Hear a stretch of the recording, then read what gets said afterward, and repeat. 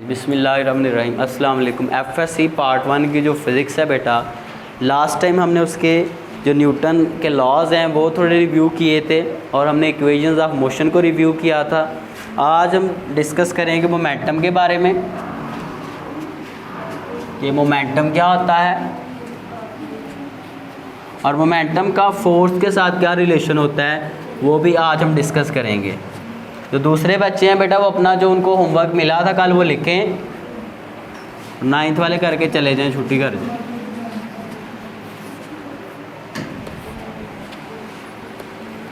तो बेटा ये पुरानी बातें हैं, 9th क्लास के टॉपिक है, पढ़े हुए हैं 9th में आपने, ठीक है, पढ़ा हुआ ना मोमेंटम के बारे में। और ये फोर्स के बारे में भी आपने पढ़ा था, Newton second law of motion in terms of force. अब देखें भाई, सबसे पहले तो ये है कि मोमेंटम क्या है। ये हम एफएससी पार्ट 1 की फ़िज़िक्स कर रहे हैं।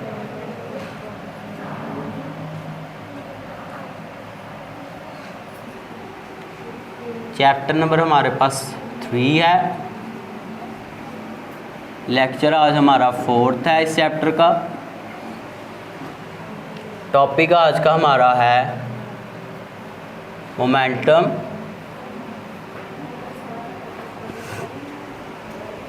और दूसरा बाद में वो टॉपिक लिखते हैं। चलें भी, मोमेंटम क्या है देखें।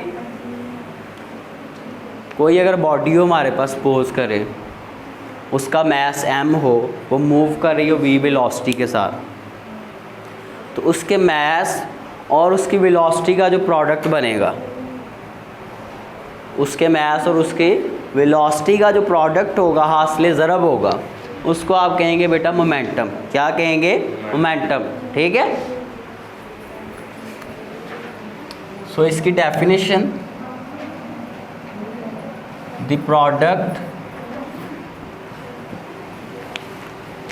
छोटे बच्चे करके छुट्टी कर जाएं।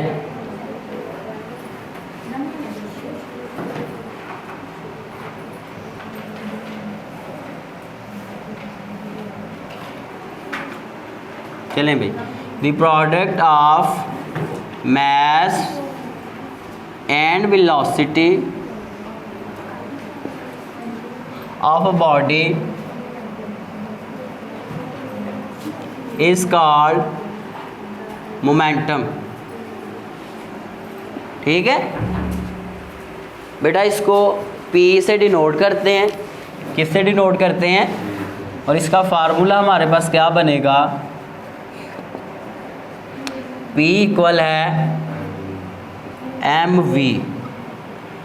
ये एक वेक्टर क्वांटिटी है और इसकी डायरेक्शन वही होती है जो वेलोसिटी की डायरेक्शन होती है बेटा, क्योंकि इसमें डायरेक्शन इन्वॉल्व है। तो जिसमें डायरेक्शन इन्वॉल्व होती है वो क्या होता है? वेक्टर होता है, ठीक है। सो जिस डायरेक्शन में बॉडी की वेलोसिटी होगी, उसी डायरेक्शन में आपकी मोमेंटम की डायरेक्शन होगी, ठीक है। सो आप ये कहेंगे it is a vector quantity.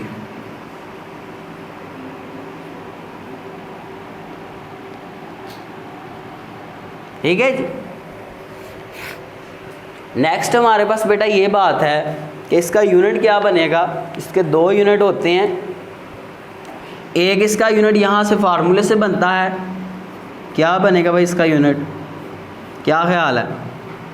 मास का यूनिट होता है किलोग्राम, वेलोसिटी का होता है मीटर पर सेकंड। इसका एक और यूनिट होता है, सिस्टम इंटरनेशनल यूनिट इसका और होता है, उसको कहते हैं न्यूटन सेकंड। क्या कहते हैं उसको? न्यूटन सेकंड, ठीक है। ये आगे जाके अभी हम इसको भी ड्राइव करते हैं, इस यूनिट को भी, ठीक है। तो ये एक शॉर्ट क्वेश्चन था, इसको आपने देख लेना अच्छे से। अब आगे हम चलते हैं, जो नेक्स्ट टॉपिक है momentum and Newton second law of motion.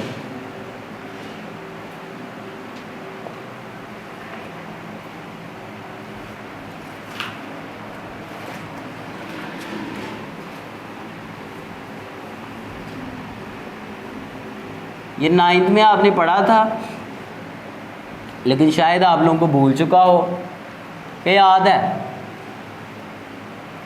अभी करते हैं तो आपको याद आ जाएगा। वहाँ पे आपने ये इसका नाम सुना था, relation between force and momentum.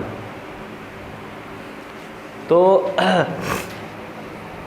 सबसे पहले तो हम सपोज करते हैं कि हमारे पास एक बॉडी है consider we have a body of mass m। Suppose करें ये एक बॉडी है, उसका मास m है, ठीक है। मैं क्या करता हूँ, इस बॉडी के ऊपर इधर से आके मैं लगाता हूँ फोर्स, F फोर्स मैंने लगाई इसके ऊपर, धक्का दिया इसको। नाउ इफ वी अप्लाई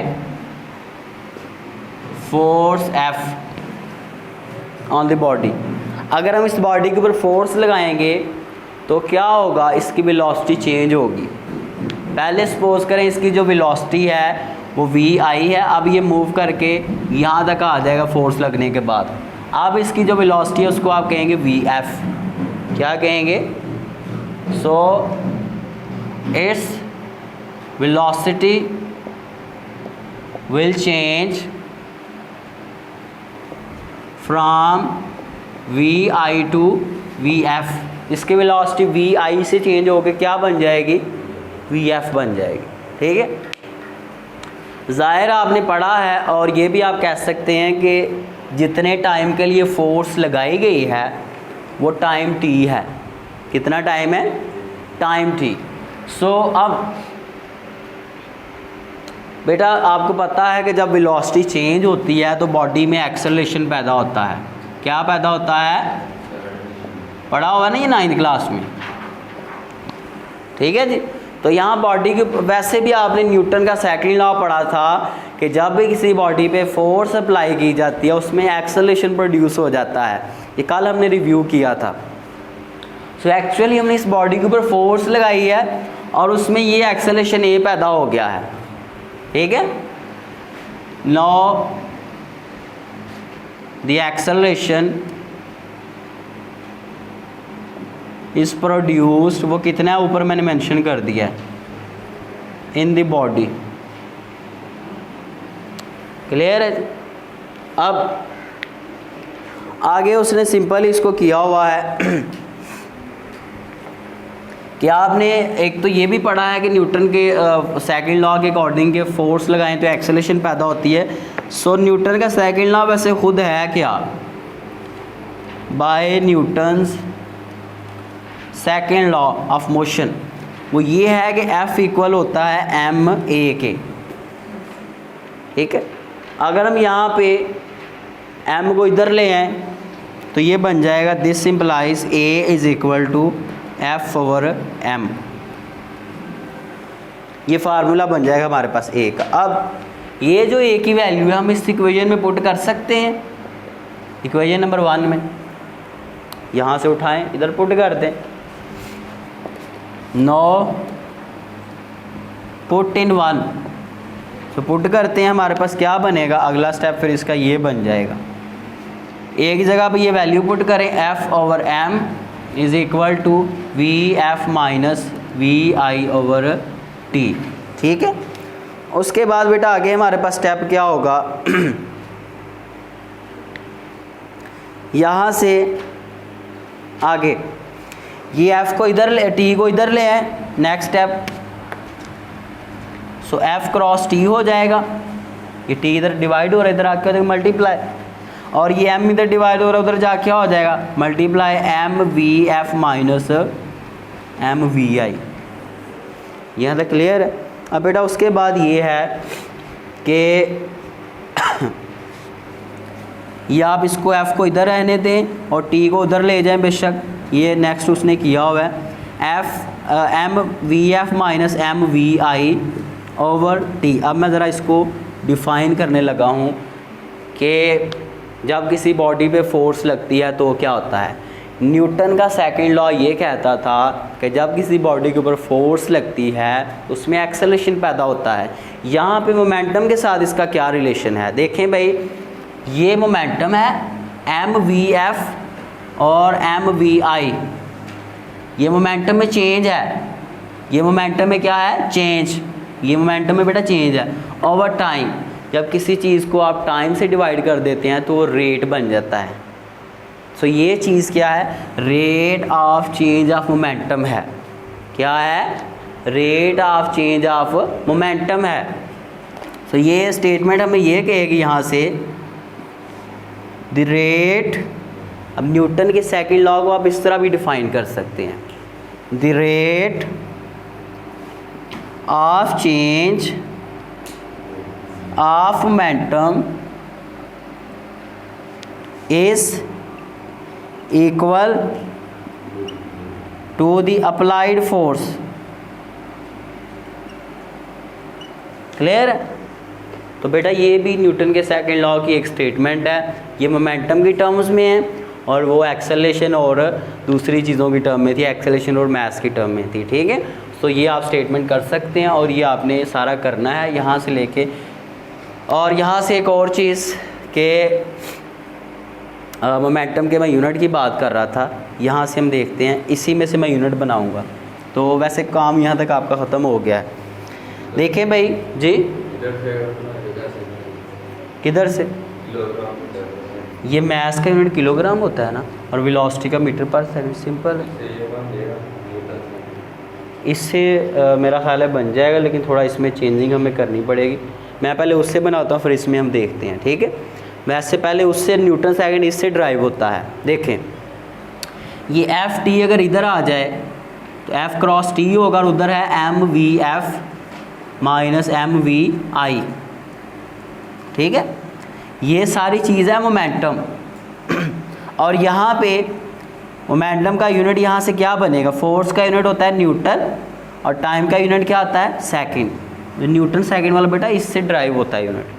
ठीक है, तो दूसरा इसका यूनिट ये है। आप जो कह रहे हैं कि क्या इससे बनता है, इससे भी हम करके देख लेते हैं क्या इससे बनता है कि नहीं। तो ये नोट करना होगा आपने सारा।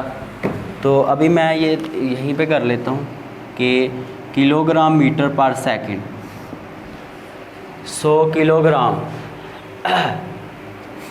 F इक्वल होता है एम ए के, उससे बना यूनिट नहीं। उसके बाद इसमें हमारे पास यहाँ फिर W इक्वल होता है एम जी के, M किस किस में आ रहा है, और दूसरा F is equal to M A के। अब यहाँ से M बनेगा W ओवर G, और यहाँ से M बनेगा M इधर ही रहा और A उधर चला गया, F ओवर A। ठीक है, सो ऊपर वाले में देखते हैं वैल्यूज़ पुट करके। M is equal to W weight होता है, उसका यूनिट न्यूटन होता है, और नीचे हमारे पास G है, G का यूनिट क्या होता है? मीटर पर सेकंड स्क्वायर। ठीक है, तो M का ये यूनिट भी बन सकता है मास का, और यहाँ से भी देखते हैं, यहाँ से भी वही बन रहा है मीटर पर सेकंड स्क्वायर।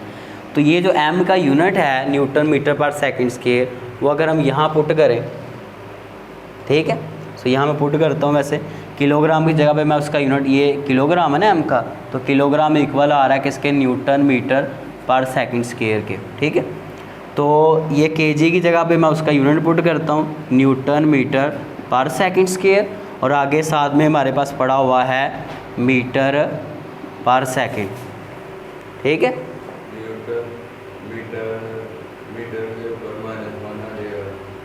कौन से मीटर के ऊपर? हाँ, सॉरी सही बात है। ये जब ऊपर जाएगा तो ये बन जाएगा इसके ऊपर -1, और वो ऊपर जाके +2 हो जाएगा। ठीक है, ये बात सही है। सो M इज़ इक्वल टू, ये बेटा आपके टॉपिक का हिस्सा नहीं है, ठीक है, वैसे ही हम सर कपा रहे हैं। सो न्यूटन M-1 और S+2। ठीक है, अब अगर ये वैल्यू हम यहाँ पुट करें किलोग्राम की जगह पे, क्योंकि ये किलोग्राम है, किलोग्राम की ये वैल्यू यहाँ पुट करें तो हमारे पास क्या बनेगा? न्यूटन पर मीटर सेकंड स्क्वायर, और आगे हमारे पास आ रहा है मीटर पर सेकंड। तो मेरा ख्याल है वही बन जाएगा। ठीक है, तो ये मीटर ये कैंसिल, न्यूटन बच गया पीछे, ये 2 में से 1 निकल गया तो 1 S बच जाएगा। ठीक, लेकिन इस तरह की ना ये जो क्वेश्चन है ना, ये आपके ई-कैट वगैरह में आते हैं कि वो कहेगा इसको इसमें से निकाल के बताओ। ठीक है, तो बहरहाल वैसे वो न्यूटन सेकंड वाला उससे ड्राइव होता है यूनिट इसका। ठीक है, SI यूनिट जो है बेटा इसका मोमेंटम का वो न्यूटन सेकंड है। तो ये हमने वैसे किए हैं कुछ चीज़ें, इसको आप स्किप कर देंगे। आज का आपका टॉपिक था बेटा, इसको अच्छे से नोट कर लें, यही आज का आपका काम है। ठीक है, अपना ख्याल रखें, खुश रहें, अल्लाह हाफिज़।